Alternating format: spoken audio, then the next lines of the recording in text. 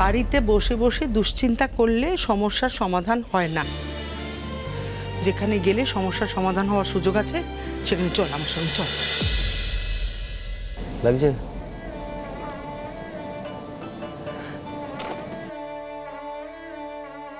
লাগছে না লাগছে? না মা, মিঠি আবার আগের মতো দৌড়ঝাঁপ করতে পারবে তো? পারবে, ভগবানের উপর বিশ্বাস রাখ। কত বড় একটা অ্যাক্সিডেন্ট থেকে ফিরে এলো বলতো মেয়েটা। পাটা আগের জায়গায় ফিরতে তো একটু সময় দিতেই হবে। ও বেশ তাড়াতাড়ি রিকভারি করেছে। আশা করি পুরোপুরি সুস্থ হতে খুব বেশি দিন লাগবে না। তবে হ্যাঁ, রেগুলার ফিজিওথেরাপি করানো গেলে খুব ভালো হয়। তার সাথে কিছু স্পেশালিস্ট ট্রিটমেন্ট আর কিছু রেগুলার মেডিসিন। হয়তো আপনাদের একটু খরচ হবে, কিন্তু তাড়াতাড়ি রেজাল্ট পাবেন এটুকু আমি বলতে পারি। মাসে 3 থেকে 4টে সেশন নিতে হবে। যদি কোনো সুপার স্পেশালিস্ট অ্যাপয়েন্ট করেন তাহলে 4টে সেশনের জন্য মাসে মোট 50,000 টাকা মতো খরচা হতে পারে। 3 থেকে 4 মাস যদি সেশনটা কন্টিনিউ করতে পারেন, আমার মনে হয় ওর জন্য এটাই এনাফ। মাস গেলে 50,000, তার মানে 4 মাসে 2 লাখ।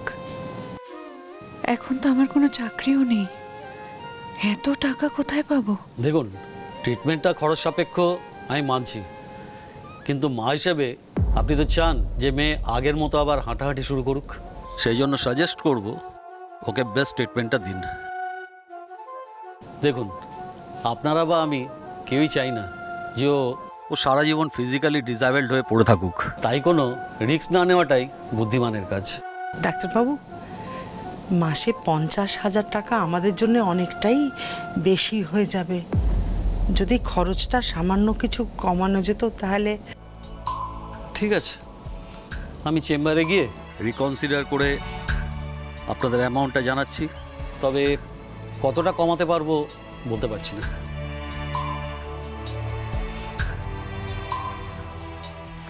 আজ তাহলে আসি। হ্যাঁ, আসুন আসুন।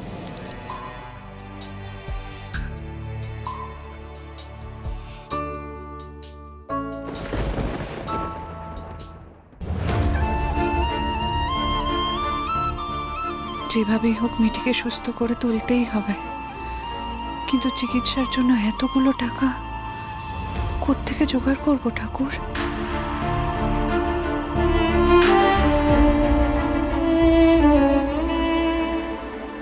বাড়িতে বসে বসে দুশ্চিন্তা করলে সমস্যার সমাধান হয় না।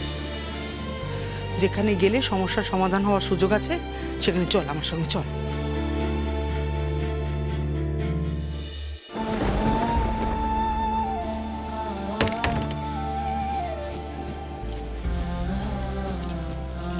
নে, তাড়াতাড়ি তৈরি হয়ে নে।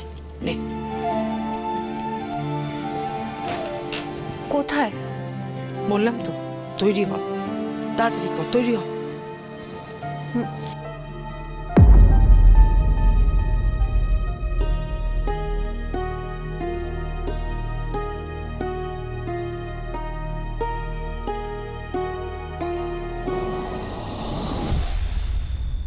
আচ্ছা ঝিনু, কালকে তুমি কোনো কারণে বাইরে যেতে চাইছিলে? হ্যাঁ, আমি ভেবেছিলাম তোমার জন্য পাস্তা বানাবো। তুমি কি করে জানলে আমি বাইরে যেতে চাইছিলাম? আমি তো তোমার সাথে এই ব্যাপারে কিছু শেয়ার করিনি। আমি তোমাকে এতটাই ভালোবাসি যে তোমার মনের কথা আমি আগে থেকেই জেনে যাই, সে আমি তোমার কাছে থাকি বা না থাকি। আর ভাগ্যিস রোডটা জামড হয়ে গেছে, কারণ নিয়ারেস্ট মার্কেট এখান থেকে 3 কিলোমিটার দূরে। আর তোমার পক্ষে একা একা যাওয়াটা ইজ কোয়াইট রিস্কি। তাই বলছি, এবার থেকে যা দরকার হবে তুমি আমাকে বলবে, আমি নিয়ে আসবো। তোমার সমস্ত শখ পূরণের রেসপন্সিবিলিটি আমার।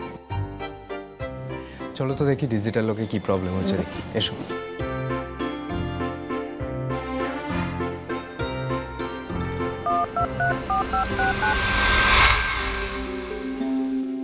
তোমাকে কোনোভাবেই আমি এই বাড়ি থেকে বেরোতে দেব না ঝিনুক। তোমাকে নিয়ে আমি কোনো রিস্ক নিতে চাই না। এই লকের কোডটা কোনোদিনই তোমাকে জানাবো না।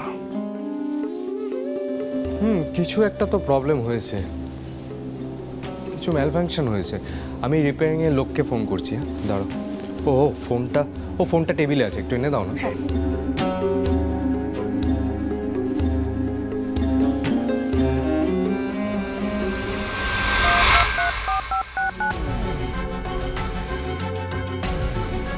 ঝিনুক, ঠিক হয়ে গেছে। আচমকা ঠিক হয়ে গেল কি করে? God nose. তাও আমি রিপেয়ারিংয়ের লোককে কল করে একবার চেক করতে বলছি। শোনো, আমার লেট হয়ে যাচ্ছে, আমাকে বেরোতে হবে। মোবাইলটা নেবে না? ও হ্যাঁ, দাও দাও দাও।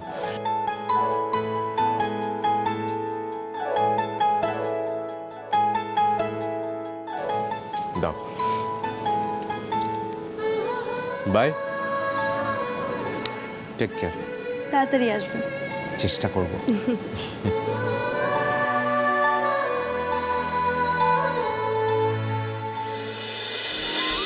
মিঠি, তুমি এখানটায় চুপটি করে বসো। হ্যাঁ, আমরা আসছি। মা যান।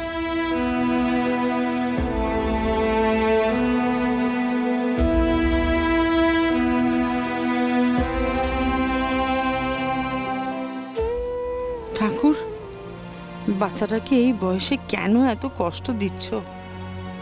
ওর বয়সী ছেলেমেয়েরা কত খেলাধুলো করে, দৌড়দৌড়ি করে, কত আনন্দ করে, সেখানে মিঠি বেচারি ঠিক করে নিজের পায়ে হাঁটতেও পারে না। বেচারির মুখের দিকে তাকাতে পারি না আমি।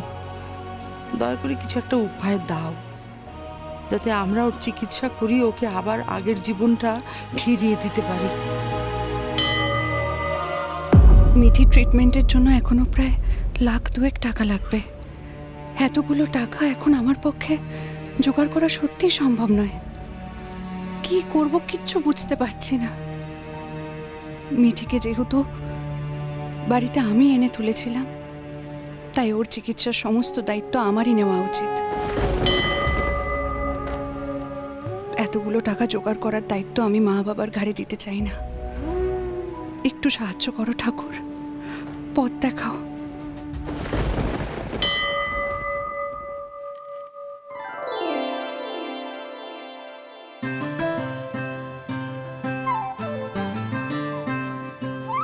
মা নমস্কার। নমস্কার। বলছিলাম যে মিঠির মঙ্গল কামনার জন্য একটা যজ্ঞ করব ভাবছিলাম। আজ অন্য একজন ভক্ত তার মানত পূরণের জন্য আরতি আর পুজোর ব্যবস্থা করেছেন, তো সেইটা শেষ হয়ে গেলেই আমি আপনাদের যজ্ঞের ব্যবস্থা করে দেবো। তিনি কে ঠাকুর মশাই?